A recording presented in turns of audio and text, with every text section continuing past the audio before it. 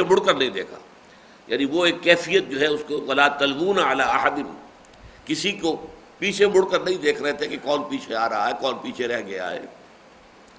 والرسول یدعوکم فی اخراکم، جبکہ تمہارے عقب میں تمہارے پیچھے رسول صلی اللہ علیہ وسلم تمہیں پکار رہے تھے کہ مسلمانوں کہاں جا رہے ہو، الیہ یا عباد اللہ، اے اللہ کے بندو ادھر آؤ، اپنے قدموں کو جماؤ، مضبوطی کے ساتھ کھڑے ہو، مقابلہ کرو، صورتحال جو بھی آ گئی ہے اب اس سے عہدہ برا ہونے کے لیے اپنی ہمت کو جمع کرو، مجتمع کرو۔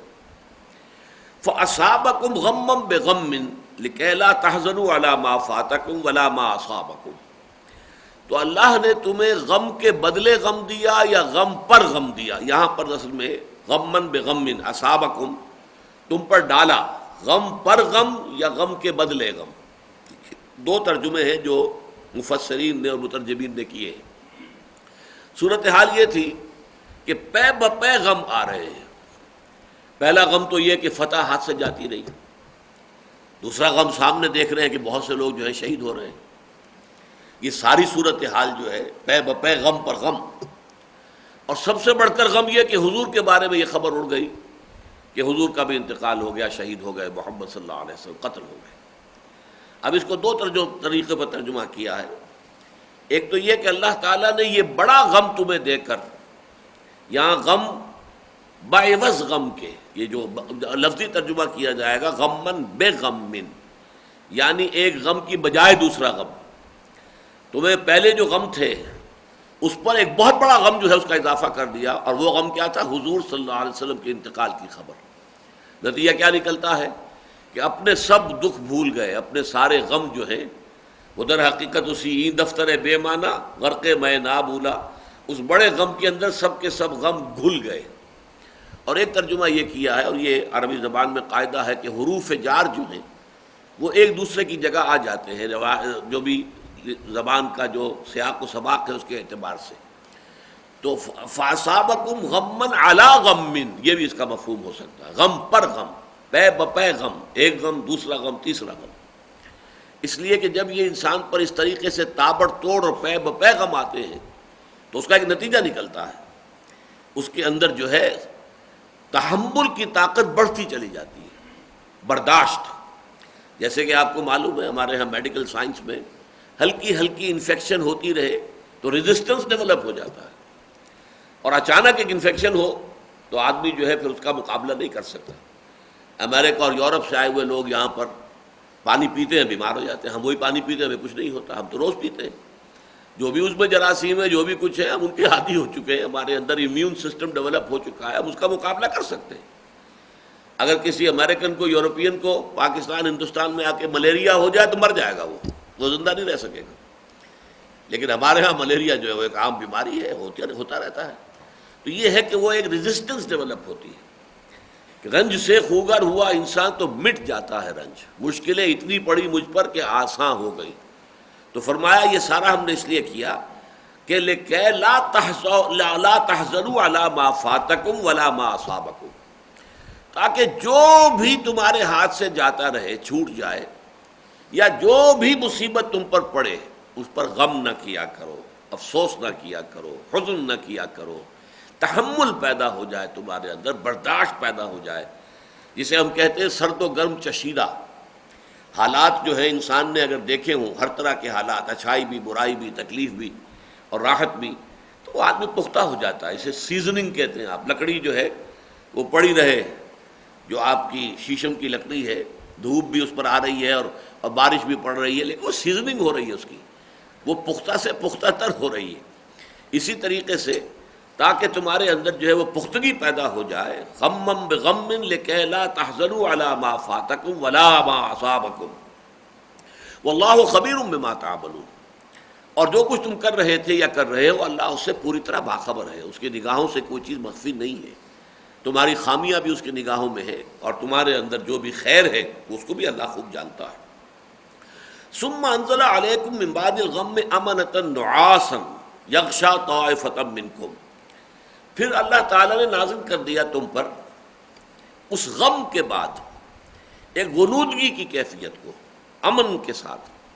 اب دیکھیے انسان اگر متفکر ہے، پریشان ہے، خوف زدہ، اسے نیند نہیں آئے گی، نیند کب آتی ہے، اونگ کب آتی ہے؟ جب انسان کوئی طمانینت محسوس کرے، اطمینان محسوس کرے، کوئی کھٹکا نہیں، کوئی اندیشہ نہیں.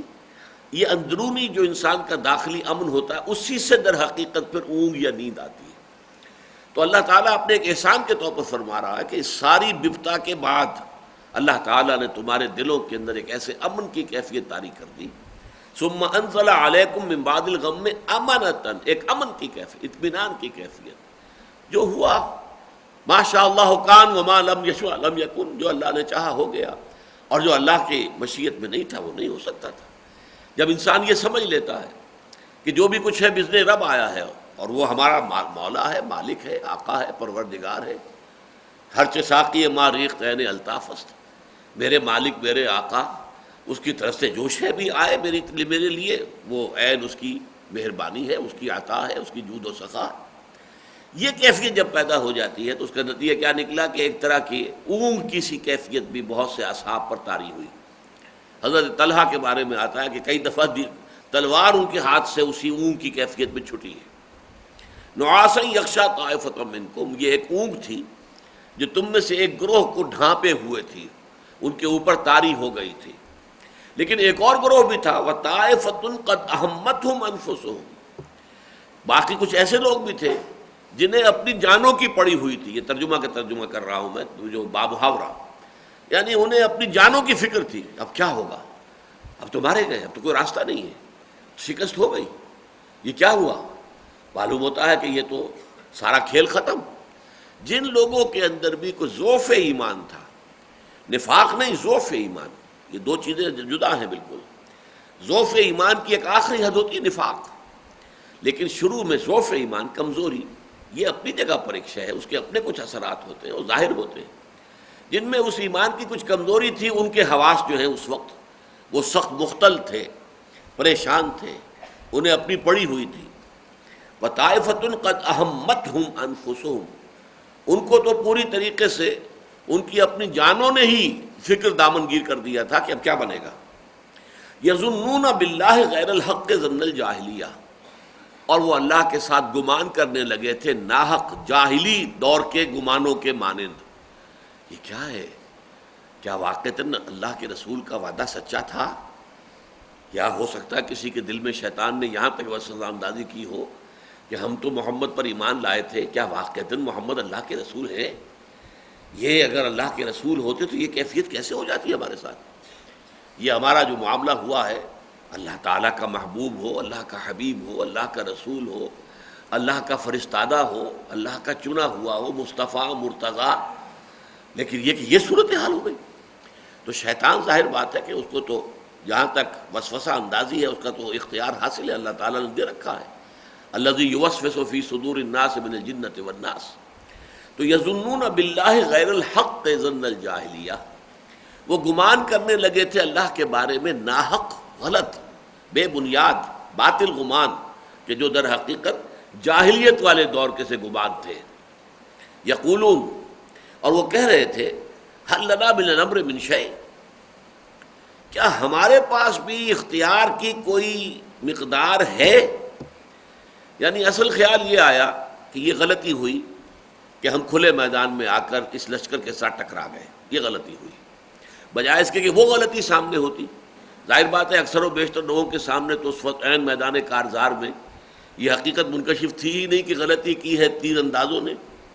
یہ ساری صورتحال کیوں ہو گئی ہے؟ اکثر کے لیے تو اچانک صورتحال جو ہے وہ بدل گئی، کہ ابھی تو صورتحال یہ تھی کہ دشمن بھاگ رہا تھا، ہم اس کا تعاقب کر رہے تھے، اور اچانک یہ ہے کہ ہمیں اپنی جانوں کی پڑ گئی ہے، ہم دو چکی کے دو پاٹوں کے مابین آ گئے.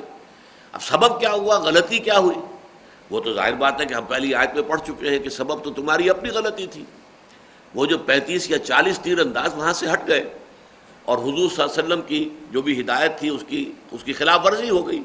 خواہ حضور کے قول کی تعویل کی گئی ہو، لیکن لوکل کمانڈر جو ہے اس کے حکم کی تو خلاف ورزی ہوئی ہے. تو اصل میں تو اللہ نے اس کی بنا پر تمہیں اس ابتلا میں اور آزمائش میں ڈالا ہے. لیکن یہ کہ جن لوگوں کے سامنے یہ پوری سچویشن نہیں تھی تو ان کے دلوں میں تو ظاہر بات ہے طرح طرح کے خیالات آ رہے تھے، اور ان کا ذہن یہ بن رہا تھا کہ بات غلط ہو گئی کہ ہم نے کھلے میدان میں، بہتر شکل یہی تھی کہ ہم جو ہے مدینے میں محصور ہو کر دفاع کرتے اور مقابلہ کرتے، کیونکہ یہ بات مشورے میں پہلے آئی تھی. حضور کی